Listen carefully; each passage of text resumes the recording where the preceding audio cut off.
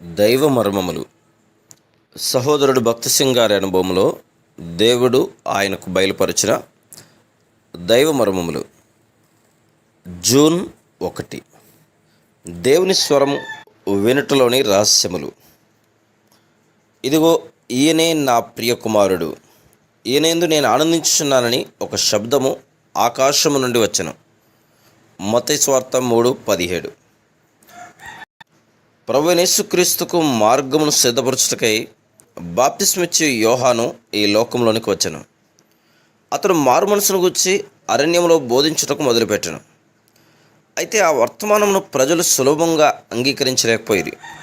ప్రజలు ఎంతో దూరం నుండి ఈ వర్తమానమును వినుటకు వచ్చిరి. యోహాను వారిని సంతోషపెట్టుటకు బోధించలేదు, కానీ సజీవుడైన దేవుని అధికారముతో బోధించుచుండెను. పరలోక రాజ్యం సమీపించున్నది గనక మారు మనసు పొందుడు అని అతడు వ్యత్యాసము లేకుండా అందరిని గురించి చెప్పెను. ఆ బోధ వినిన వారు తమ పాపముల విషయమై పశ్చాత్తాపడి వాటిని ఒప్పుకొని బాప్తిసం పొందిరి. అట్టి గొప్ప ప్రవక్త ద్వారా బాప్తిసం తీసుకొనుట వలన గొప్ప మేలు పొందమని కొందరు అనుకుని ఉండవచ్చు. అందులో కొందరు నాయకులు సైతం ఉండి ఉండవచ్చును. అటువంటి వారిని చూసి యోహాను, సర్ప సంతానమా, రాబో ఉగ్రతను తప్పించుకున్నట్టుకు మీకు బుద్ధి చెప్పిన వాడెవడు? మారు మనసుకు తగిన ఫలం ఫలించుడి అనెను. ఒక దినమున ప్రభువైన యేసుక్రీస్తు స్వయంగా బాప్తిసం పొందుటకై వచ్చెను.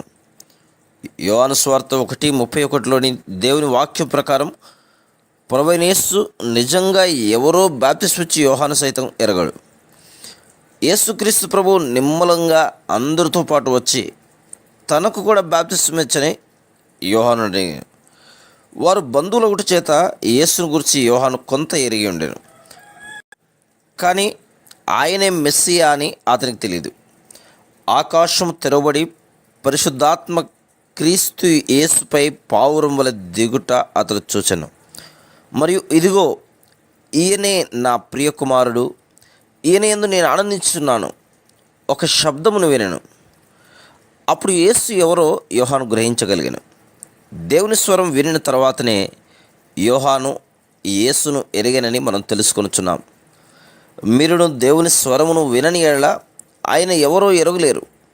మీరు అనేక కూటములకు హాజరు కావచ్చు, పరిశుద్ధ గ్రంథ జ్ఞానం అధికంగా మీకు ఉండవచ్చును, అనేక త్యాగములు చేసి ఉండవచ్చు, కానీ మీరు దేవుని స్వరము వినని ఎడల ఇవన్నీ మీ ఆత్మీయ జీవితమునకు నిరుపయోగములే. Praise the lord.